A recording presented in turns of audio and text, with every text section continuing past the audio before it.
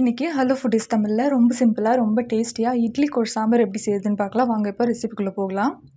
முதல்ல குக்கரில் 3/4 கப் அளவுக்கு பாசிப்பருப்பு சேர்த்துக்கோங்க. அதில் 2 மீடியம் சைஸ் வெங்காயம் இந்த மாதிரி ரேண்டமாக கட் பண்ணி சேர்த்துக்கோங்க.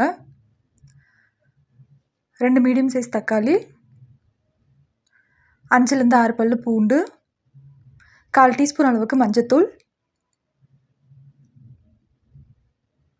1 டீஸ்பூன் அளவுக்கு எண்ணெய்,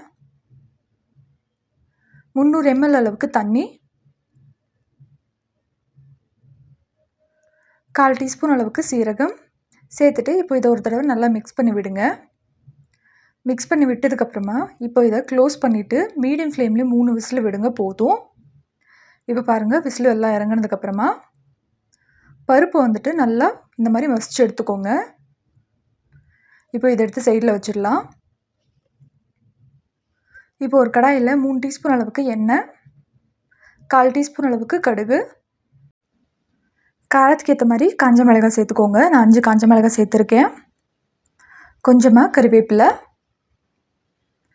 கறிவேப்பிலை நல்லா பொரிஞ்சதுக்கப்புறமா 1/4 டீஸ்பூன் அளவுக்கு பெருங்காயம் சேர்த்துக்கோங்க. இப்போது இதில் ஒரு மீடியம் சைஸ் வெங்காயத்தை இந்த மாதிரி பொடி பொடியாக நறுக்கி சேர்த்துட்டு நல்லா மீடியம் ஃப்ளேம்லேயே வதக்கி விடுங்க.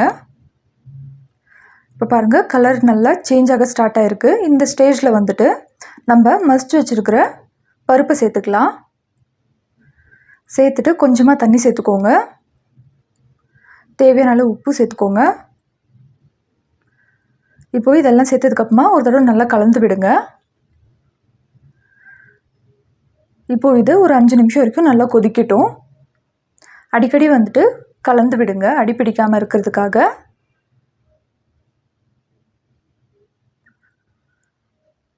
இப்போ பாருங்கள், நல்லா சூப்பராக ரெடியாகி வந்துருச்சு.